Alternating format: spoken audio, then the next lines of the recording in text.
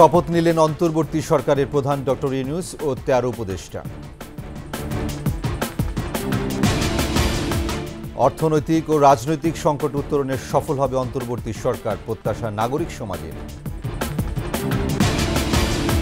শিগগিরই দেশে গণতন্ত্র ফিরে আসবে, মন্তব্য মির্জা ফখরুলের। দ্রুত নির্বাচনের আশা। এবং আজও সড়কে শৃঙ্খলা নিয়ন্ত্রণে ব্যস্ত শিক্ষার্থীরা, সন্তুষ্ট পথচারীরাও।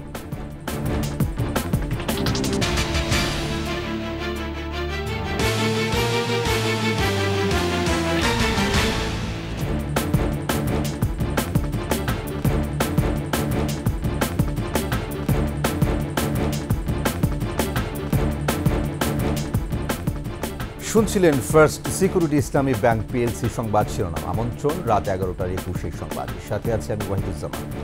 দর্শক, 21 টেলিভিশনের সংবাদ একসাথে সরাসরি দেখতে পাবেন আমাদের ফেসবুক পেজ www.facebook.com/21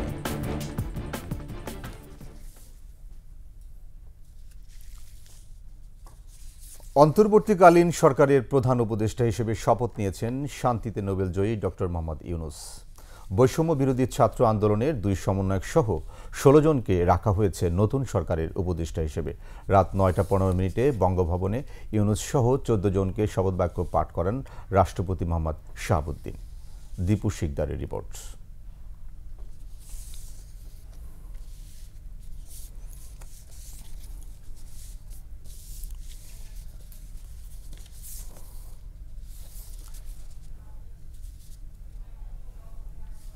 দর্শক, আমরা রিপোর্টের জন্য অপেক্ষা করছি।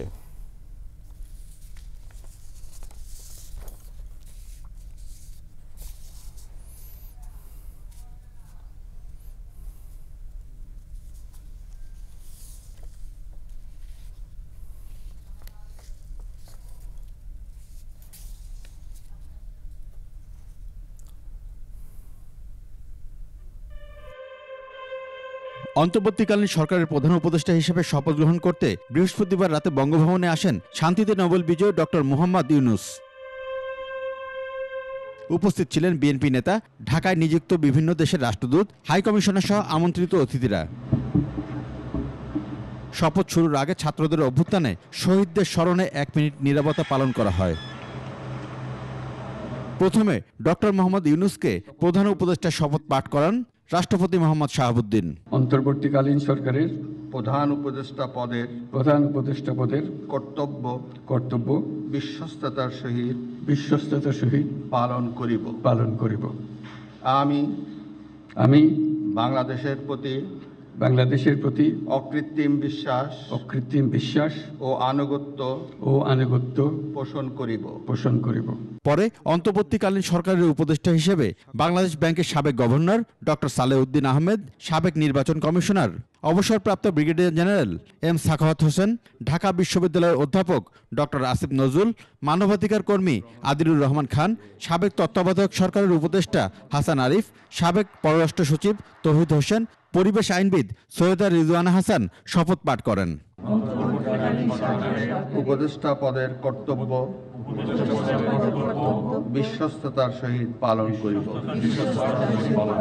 শপথ নেন বৈষম্য বিরোধী ছাত্র আন্দোলনের সমন্বয়ক নাহিদ ইসলাম ও আসিফ মাহমুদ সজীব ভুইয়া, উন্নয়নকর্মী ফরিদা আক্তার, লেখক ও গবেষক আফম খালিদ হোসেন, গ্রামীণ ব্যাংকের সাবেক ব্যবস্থাপনা পরিচালক নূরজাহান বেগম, ব্রতির প্রধান নির্বাহী কর্মকর্তা শারমিন মুর্শিদ।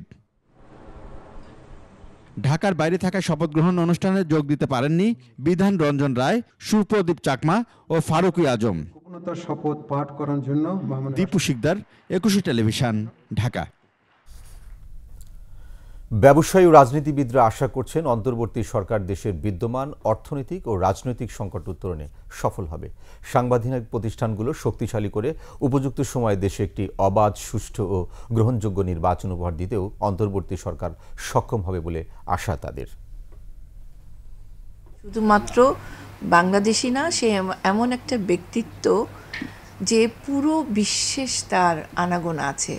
এবং আমার কাছে যেটা মনে হয়, উনি যেহেতু রাজনৈতিক কোনো ব্যাকগ্রাউন্ড নাই, উনি যেটা দেখবেন সেটা খোলামেলা চোখে দেখবেন।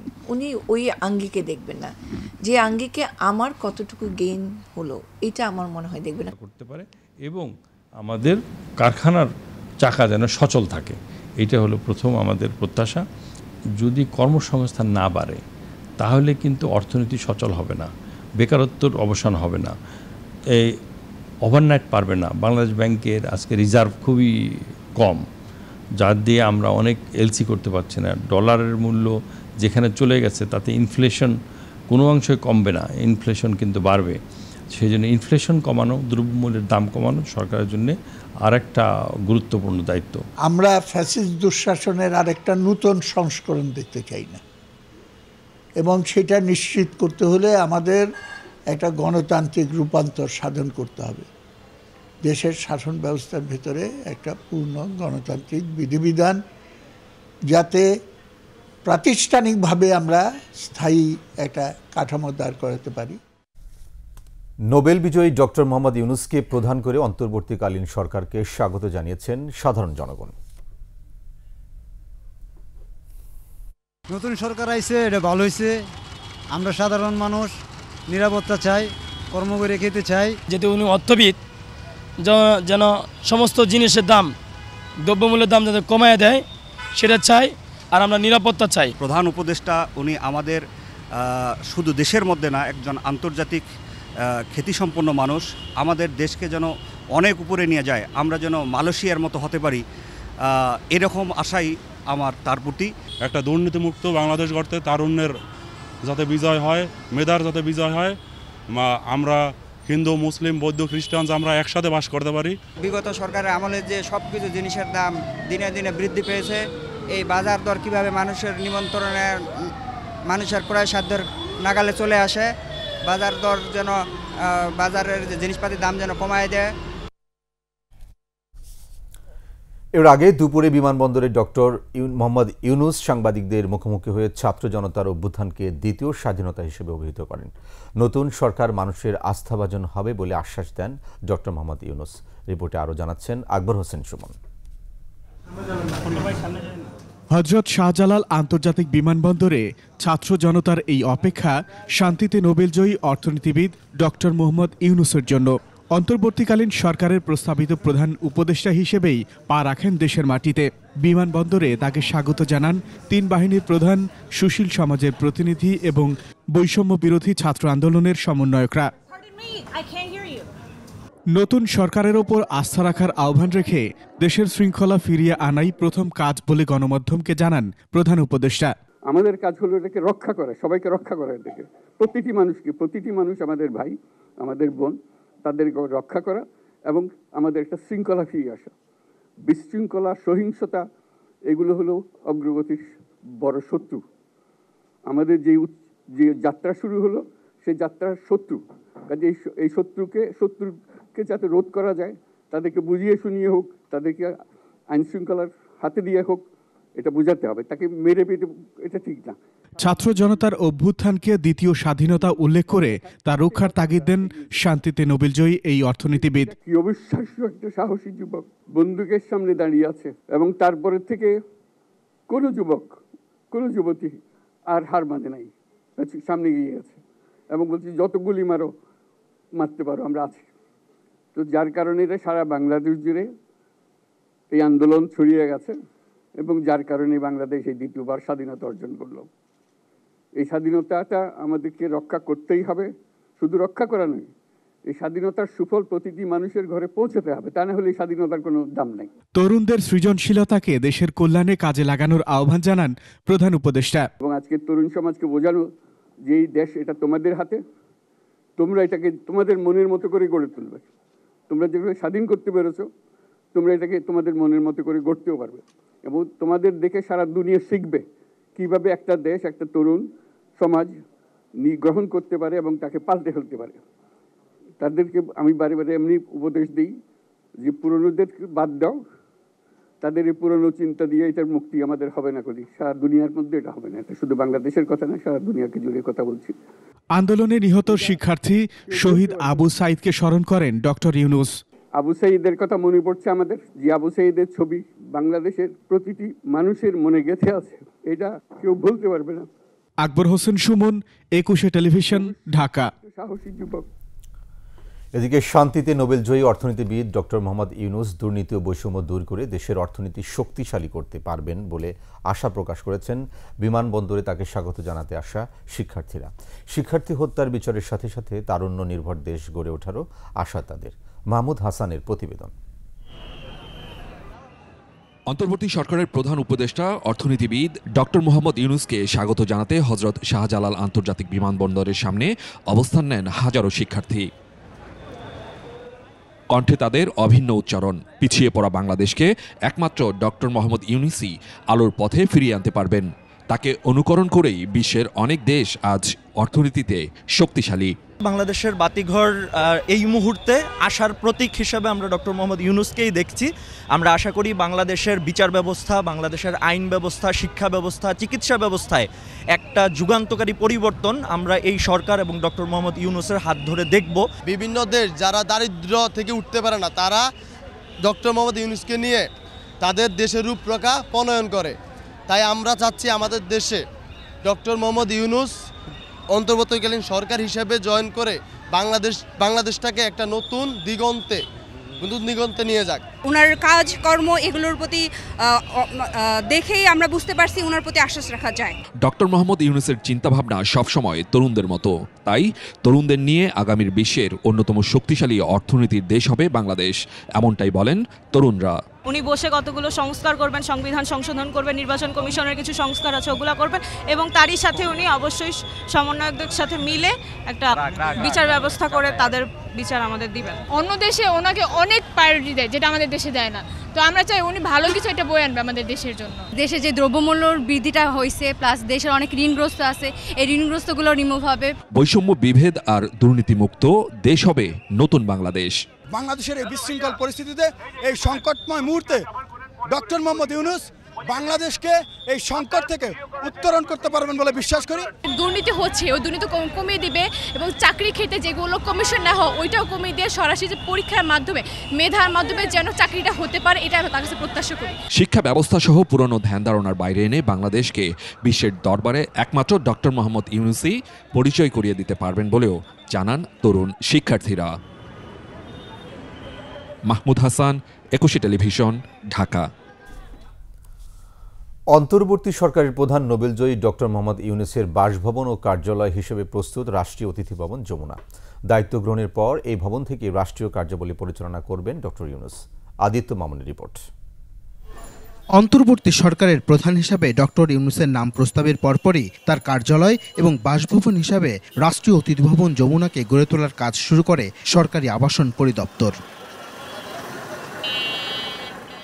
পররাষ্ট্র মন্ত্রণালয়ের প্রোটোকল শাখা থেকে প্রধান উপদেষ্টার জন্য ভবনটি বরাদ্দ দেওয়ার পর থেকেই পরিষ্কার পরিচ্ছন্ন করার পাশাপাশি ফার্নিচার দিয়ে নতুন করে সাজানো হচ্ছে। পিডব্লিউডির প্রকৌশলীরা ইতিমধ্যেই নান্দনিকতার কাজও শেষ করেছেন।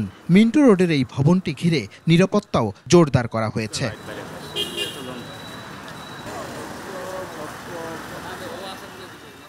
প্রধান উপদেষ্টার সাথে আরও যারা অন্তর্বর্তীকালীন সরকারে থাকবেন পর্যায়ক্রমে তাদেরও বাসভবনের ব্যবস্থা করা হবে। ছাত্র আন্দোলনের পর বিক্ষুব্ধ জনতার আক্রমণে গণভবন ও প্রধানমন্ত্রীর কার্যালয় ক্ষতিগ্রস্ত হওয়ায় ব্যবহার অনুপযোগী বলে যমুনাকেই কার্যালয় ও বাসভবন হিসেবে ব্যবহার করবেন ডক্টর ইউনুস। আদিত্য মামুন, 21 টেলিভিশন, ঢাকা। ছাত্র জনতার সমর্থনে নোবেলজয়ী ডক্টর মোহাম্মদ ইউনুস অন্তর্বর্তী সরকারের প্রধান হওয়ায় শিগগিরই দেশে গণতন্ত্র ফিরে আসবে বলে মন্তব্য করেছেন বিএনপি মহাসচিব মির্জা ফখরুল ইসলাম আলমগীর। আইন শৃঙ্খলা পরিস্থিতি উন্নত করে দ্রুত নির্বাচনের ব্যবস্থা করবে বলেও আশা প্রকাশ করেন বিএনপি মহাসচিব। মোহাম্মদ কবিরের রিপোর্ট। শিক্ষার্থীদের কোটা সংস্কার আন্দোলন চলাকালে আহতদের দেখতে রাজধানীর জাতীয় অর্থোপেডিক হাসপাতালে যান বিএনপির মহাসচিব মির্জা ফখরুল ইসলাম আলমগীর। আহতদের দেখে এসে সাংবাদিকদের সাথে কথা বলার সময় তিনি আবেগ আপ্লুত হয়ে পড়েন এবং সহিংসতায় নিহত বীর শহীদদের প্রতি সেলুট ও অভিবাদন জানান। আমি এখানে যে দৃশ্য দেখেছি, এই দৃশ্য দেখার মতো নয়। অন্তর্বর্তী সরকারের প্রধান ডক্টর মোহাম্মদ ইউনুস নির্বাচিত হওয়া প্রসঙ্গে তিনি বলেন, ডক্টর মোহাম্মদ ইউনুস ছাত্র জনতার মনোনীত ব্যক্তি। দেশে শিগগিরই গণতন্ত্র ফিরবে বলে আশাবাদী তিনি। ডক্টর ইউনুস তো আমাদের ছাত্রদের ছাত্রদের আমাদেরই মনোনীত ব্যক্তি, যাকে আমরা গোটা জাতির পক্ষ থেকে এই দায়িত্ব দিয়েছি যে ইন্টারিম গভর্নমেন্টের দায়িত্ব তিনি পালন করবেন। আমরা অত্যন্ত আশাবাদী যে তার মতো মানুষ সফল নেতৃত্বে, যোগ্য নেতৃত্বে এই যে বিষয়টা আপনি বললেন এটা কাটিয়ে উঠে তিনি এটা নিয়ন্ত্রণ করতে পারবেন। দ্রুত নির্বাচন অর্থনীতিকে সচল রাখার পাশাপাশি আইন শৃঙ্খলা পরিস্থিতির উন্নতি হবে নতুন সরকারের কাছে, এমন প্রত্যাশা করেন বিএনপি মহাসচিব। আইন শৃঙ্খলা রক্ষা এটা আপনার প্রতিষ্ঠিত করতে হবে, রক্ষা করতে হবে, তার জন্য চূড়ান্ত ব্যবস্থা নিতে হবে। 2 নম্বর হচ্ছে অতি দ্রুত নির্বাচনের মধ্য দিয়ে আপনার গণতান্ত্রিক যে সরকার সেখানে প্রত্যাবর্তন করতে হবে। আর তৃতীয় হচ্ছে অর্থনীতিকে সফল রাখার জন্য সব রকম ব্যবস্থা নিতে হবে।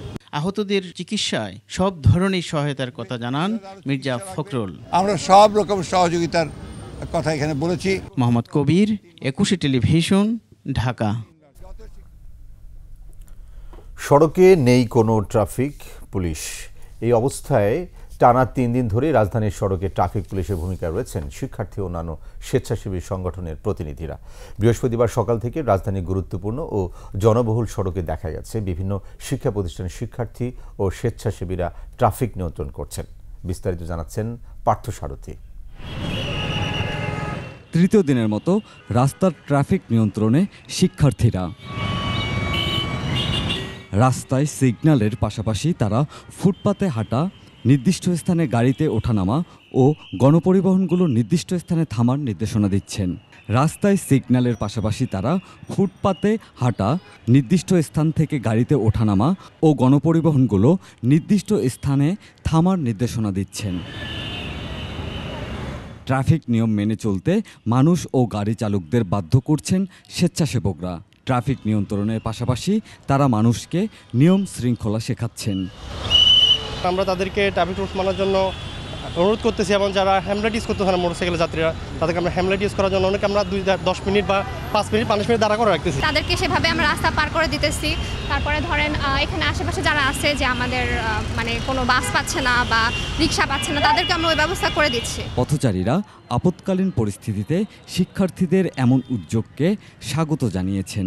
আমাদেরকে অবশ্যই সচেতন হওয়া উচিত, কেননা দেশ তো আমাদের সবাইকে মিলে দেশটা সুন্দর রাখতে হবে। জ্যামজট লেগে যাবে, এরা না থাকলে জ্যামজট ছাড়াইতেছে, এরা তো ভালোই করতে। তারা সুন্দরভাবে এই ট্রাফিক সিগন্যালগুলো আমাদেরকে সহযোগিতা করতেছে। যারা এই কাজটা করছেন তাদেরকে মানে মানুষের অন্তর থেকে এই ভালোবাসাগুলো চলে আসে। তাদের প্রত্যাশা সকলের সম্মিলিত প্রচেষ্টায় একদিন সবাই নিয়ম মেনে চলবে। পার্থ সারথী, 21 টেলিভিশন, ঢাকা। বৈষম্য বিরোধী ছাত্র আন্দোলনে সরকার পতনের পর রাজধানীর বিভিন্ন স্থানে সড়ক পরিষ্কার করছে শিক্ষার্থীরা। এছাড়া আন্দোলনের সময় দেওয়ালে যে স্লোগান লেখা হয়েছিল সেগুলো মুছে ফেলছে শিক্ষার্থীরা। আগামীতে পরিচ্ছন্ন বাংলাদেশের স্বপ্ন দেখছে তারা। বিস্তারিত আহমদ বাবুর প্রতিবেদনে। শেখ হাসিনা সরকারের পতনের পর 3 দিন ধরে রাজধানীর বিভিন্ন এলাকার সড়ক পরিষ্কার করছে বৈষম্য বিরোধী আন্দোলনের শিক্ষার্থীরা। রাজধানীর বিভিন্ন দেয়ালে আওয়ামী লীগ সরকারের বিরুদ্ধে দেওয়ালের লিখনও মুছে দিচ্ছে।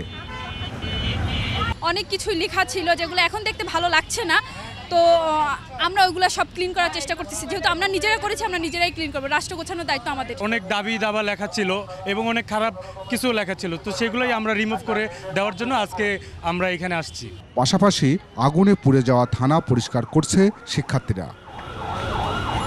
শিক্ষার্থীরা সেই 6 তারিখ থেকে উঠে পড়ে লেগেছে এবং প্রত্যেকটি রাস্তা সুন্দরভাবে পরিষ্কার করছে। রাস্তার মধ্যে বিভিন্ন ধরনের ময়লা আবর্জনা, এগুলো হচ্ছে আমার দেশের সৌন্দর্য নষ্ট করছে। আমরা চাই না আমাদের নিজেদের দেশের সৌন্দর্য নষ্ট হোক। সিটি কর্পোরেশনের কোনো লোক রাস্তার কাজ করতেছে না, এর জন্য ছাত্ররা মিলে দায়িত্ব নিয়েছে রাস্তাটা পরিষ্কার করার জন্য। আগামীতে রাজধানী সহ সারা বাংলাদেশ পরিচ্ছন্ন দেখতে চায় শিক্ষার্থীরা। নিজেদের ঘর যেভাবে পরিষ্কার রাখি, আমাদের উচিত এই পুরো দেশটাকে পরিষ্কার রাখা। তরুণ সমাজ যদি আমরা সঠিকভাবে সচেতন থাকতে পারি, আত্মসচেতন হতে পারি, তাহলে আমাদের এই সমাজকে, পরিবেশকে সুন্দর একটি বাসযোগ্য পরিবেশ হিসেবে আমরা নগরী হিসেবে গড়ে তুলতে পারি। যেখানে সেখানে ময়লা না ফেলে নির্দিষ্ট স্থানে ময়লা ফেলার আহ্বানও জানান তারা। আহমদ বাবু, 21 টেলিভিশন, ঢাকা। নিচ্ছি সংবাদ বিরতি। যখন ফিরছি তখন অন্যান্য খবরের সঙ্গে আরও থাকবে। প্রধান বিচারপতি সহ বিতর্কিত বিচারপতিদের দ্রুত পদত্যাগের দাবি, রোববারের মধ্যে সুপ্রিম কোর্ট খুলে দেওয়ার আহ্বান।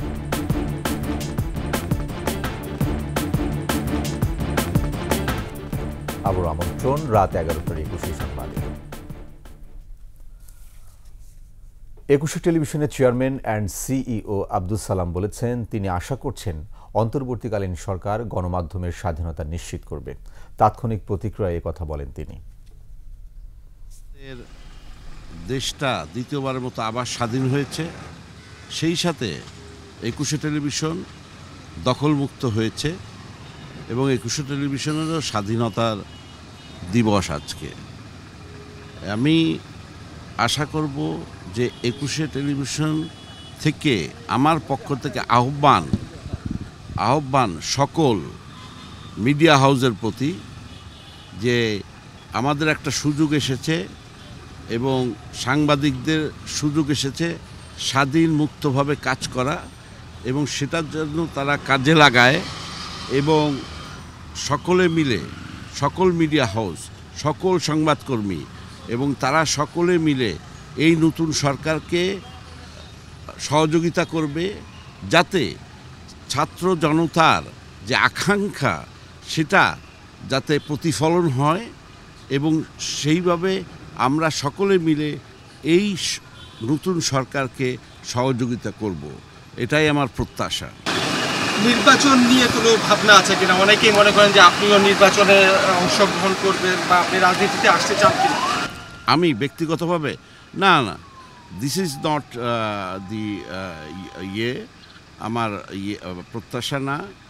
আমরা এখন দেশের জন্য কাজ করতে হবে, দেশকে নতুনভাবে গড়তে হবে, এবং আমাদের যে ভ্যালুসগুলো আছে সেই ভ্যালুস এবং যে আকাঙ্ক্ষা নিয়ে বাংলাদেশ স্বাধীন হয়েছিল সেই আকাঙ্ক্ষা এবং এই বৈষম্যতা যেন না থাকে, প্রত্যেককে তাদের গণতান্ত্রিক অধিকার এবং তাদের উন্নয়ন যেন প্রতিটা ঘরে পৌঁছায় যায়, সেই লক্ষ্যে উন্নয়নের সুফল পেতে হবে, সেই কারণে কাজ করতে হবে। দেশ গঠনে কাজ করে যাওয়ার কথা জানিয়েছেন বৈষম্য বিরোধী ছাত্র আন্দোলনের সমন্বয়ক নাহিদ ইসলাম। শপথ গ্রহণের আগে ঢাকা বিশ্ববিদ্যালয়ের প্রেস ক্লাবে কথা বলেন তিনি। 6 তারিখে লিয়াজু কমিটির 2 জন সদস্য সমন্বয়ক মাহফুজ আলম ও সদস্য নাসির উদ্দিন পাটোয়ারি বঙ্গভবনে ছাত্র শিক্ষক প্রতিনিধির 15 জনের টিমের ভিতরে অন্তর্ভুক্ত ছিলেন। অন্তর্বর্তীকালীন সরকারের রূপরেখা ও সরকারের অংশীজন নির্ধারণে সহায়তার কাজ করে যাচ্ছে লিয়াজু কমিটি।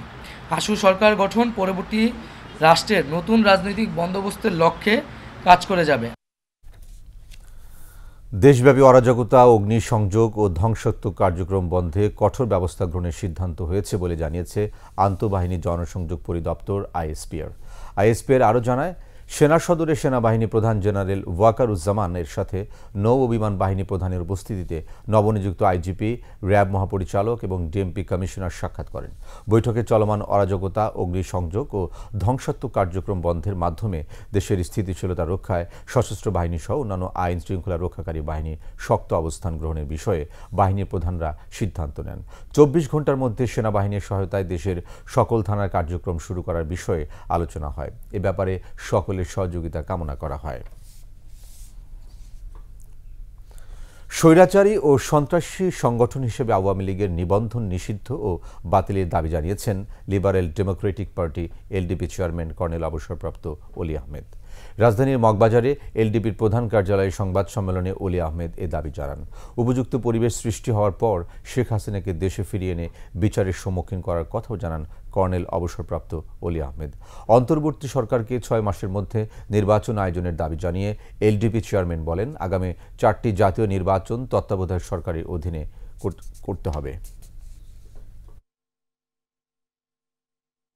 নবনিযুক্ত যারা সরকার আজকে হবেন তাদের প্রতি আমাদের কতগুলি বিশেষ বিশেষ আবেদন রয়েছে। স্বৈরাচারী এবং সন্ত্রাসী সংগঠন হিসাবে আওয়ামী লীগের নিবন্ধন বাতিল এবং নিষিদ্ধ করতে হবে।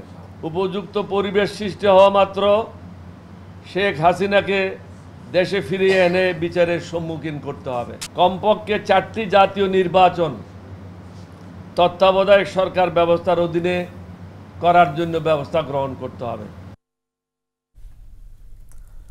প্রধান বিচারপতি সহ সুপ্রিম কোর্টের আপিল ও হাইকোর্ট বিভাগের বিতর্কিত দলবাজ বিচারপতিদের দ্রুত পদত্যাগের দাবি জানিয়েছেন সুপ্রিম কোর্ট আইনজীবী সমিতির সভাপতি ব্যারিস্টার মাহবুবউদ্দিন খোকন। একই সঙ্গে রোববারের মধ্যে সুপ্রিম কোর্ট খুলে দিতে রাষ্ট্রপতির প্রতি আহ্বান জানান তিনি। সুপ্রিম কোর্ট বার সভাপতির কক্ষে আয়োজিত সংবাদ সম্মেলনে ব্যারিস্টার মাহবুবউদ্দিন খোকন আরও বলেন, বৈষম্য বিরোধী আন্দোলনের সমন্বয়করা প্রধান বিচারপতি সহ আপিল বিভাগের সব বিচারপতির পদত্যাগ দাবি করেছেন। আমরাও এই দাবির সঙ্গে একমত।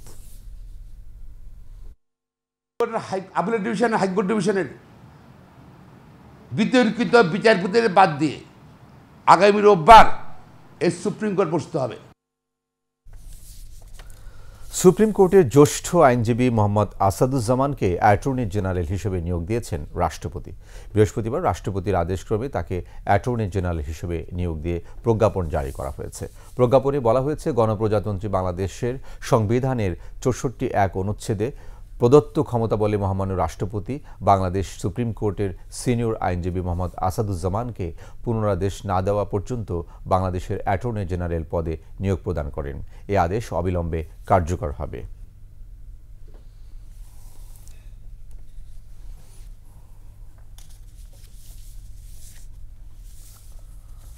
অন্তর্বর্তীকালীন সরকারের প্রধান হিসেবে কিছুক্ষণ পর শপথ নিচ্ছেন শান্তিতে নোবেলজয়ী ডক্টর মোহাম্মদ ইউনূস। শেখ হাসিনার পতনের পর অন্তর্বর্তীকালীন সরকারের দায়িত্ব নিচ্ছেন তিনি।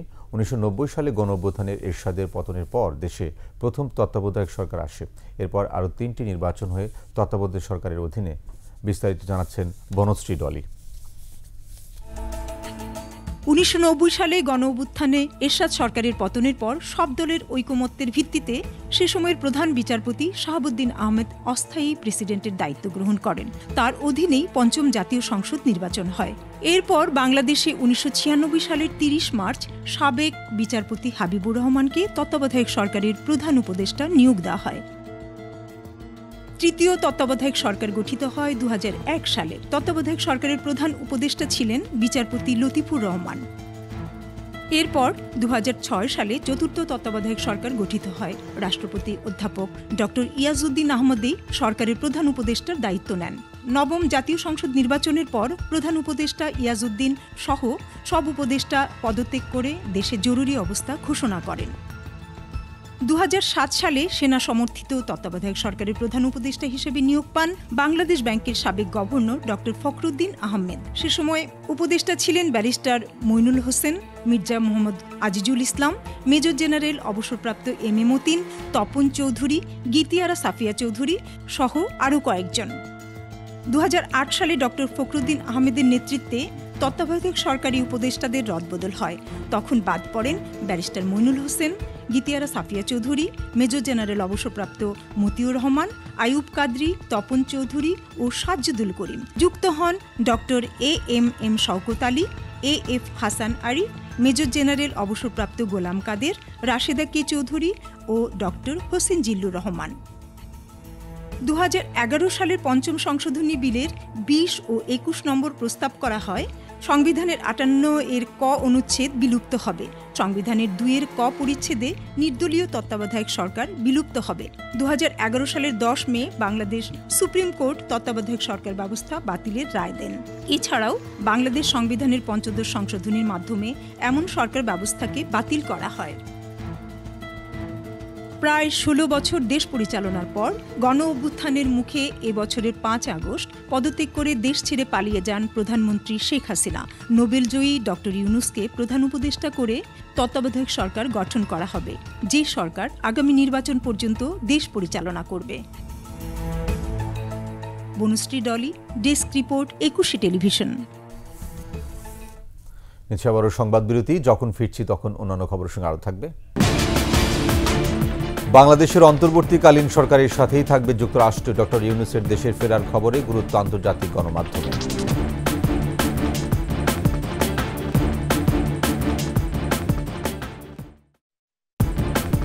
আবার আমন্ত্রণ রাত ১১টার ২১ সংবাদ। ভালুকার কাদিগড়ের ইকো পার্কটি এখন মাদকসেবীর আখড়া। অযত্ন অবহেলায় ধ্বংসস্তূপে পরিণত হয়ে ভেস্তে যাচ্ছে কোটি টাকার বিনিয়োগ। বনভূমি ও বিরল প্রজাতির পশু সম্পদ রক্ষায় হস্তক্ষেপ জরুরি বলে মনে করছেন সচেতন মহল। ভালুকা প্রতিনিধি এস এম জাহাঙ্গীর আলমের তথ্য ছবিতে ডেস্ক রিপোর্ট। ভালুকা জাতীয় উদ্যান, কাদিগড় ইকো পার্ক। 8.5 একর স্নিগ্ধ এই স্থানটিকে 2010 সালে 1 কোটি টাকা বরাদ্দ নিয়ে কাদিগড় মৌজার ভালুকা জাতীয় উদ্যানের আওতায় আনা হয়। নান্দনিক রূপে বিনোদন উপযোগী করে তোলা হয়। শুরুর দিকে কাদিগড় ইকো পার্ক পর্যটকদের পদচারণায় মুখর হয়ে ওঠে, তবে গভীর অরণ্যে চরম নিরাপত্তাহীনতা আর যাতায়াতের রাস্তাগুলো চলাচলের উপযোগী না থাকায় মুখ ফেরাতে থাকে বিনোদন প্রেমীরা। মানুষ আসতে ভয় পায়, নানান ধরনের অগারেন্স হয়, যা এই অগারেন্স হওয়ার কারণ হলো চতুর্দিকে আমাদের সীমানা প্রাচীর নাই। পর্যটন লোক যারা আসে তাদেরকে দেখার জন্য কিছু সিকিউরিটি গার্ডের ব্যবস্থা করতে হবে, তাহলে প্রচুর পরিমাণে সরকারি রাজস্ব এতে আদায় হবে। 15 বছর ধরে ইকো পার্কে রক্ষণাবেক্ষণ নেই। অপরিত্যক্ত রিসোর্টগুলো এখন সন্ত্রাসী আর মাদক সেবীদের আখড়া। বন্ধ হয়ে যাওয়ার পরে এখন এখানে মাদকের আখড়া, মানে নানান ধরনের অবৈধ কাজে লিপ্ত থাকে সবসময়। কিছুদিন পর পর দেখা যায় যে আপনার এখানে কিছু লাশও পাওয়া যায়, আবার অনেক মদে নেশার আড্ডা বসে। এ বিষয়ে জানতে ভালুকা উপজেলা বন সংরক্ষণ অফিসে গেলে হবিরবাড়ি রেঞ্জের বন কর্মকর্তাকে পাওয়া যায়নি। ফোনে যোগাযোগ করা হলে তিনি জনবল সংকট আর সীমানা প্রাচীর না থাকার দোহাই দেন। জনবলের কারণে এখনো জনবল সেট হয় নাই। ওখানে কিছু কাজ করতেছে, ওই যে তার পাশে তিনি বাউন্ডারি হইতেছে 1360 ফিট বাউন্ডারি, মাঝখানে 600 কত ফিট একটা রাস্তা হয়েছে, পর্যায়ক্রমে হচ্ছে। উপজেলা প্রশাসন বলছে পার্কটির জন্য অর্থ বরাদ্দ দিতে মন্ত্রণালয়ে চিঠি দেওয়া হয়েছে। পার্কটির বর্তমান অবস্থা কি আর কোন কোন বিষয়ে কাজ করা দরকার আমাদের, সেই বিষয়ে আমরা সিদ্ধান্ত নিয়ে সেটা মন্ত্রণালয় পর্যায়ে আমরা জানাবো। কাদিগড় ইকো পার্ক প্রাণ ফিরে পাবে এমনটি প্রত্যাশা সচেতন মহলের। Masum আলিসা, desk report, 21 television. শেষ করছি রাত 11টার 21 সংবাদ। যাবার আগে ফার্স্ট সিকিউরিটি ইসলামী ব্যাংক পিএলসি সংবাদ শিরোনামগুলো আরও একবার। শপথ নিলেন অন্তর্বর্তী সরকারের প্রধান ডক্টর ইউনূস ও 13 উপদেষ্টা। অর্থনৈতিক ও রাজনৈতিক সংকট উত্তরণে সফল হবে অন্তর্বর্তী সরকার, প্রত্যাশা নাগরিক সমাজের। শিগগিরই দেশে গণতন্ত্র ফিরে আসবে, মন্তব্য মির্জা ফখরুলের, দ্রুত নির্বাচনের আশা। আজও সড়কে শৃঙ্খলা নিয়ন্ত্রণে ব্যস্ত শিক্ষার্থীরা, সন্তুষ্ট পথচারীরাও।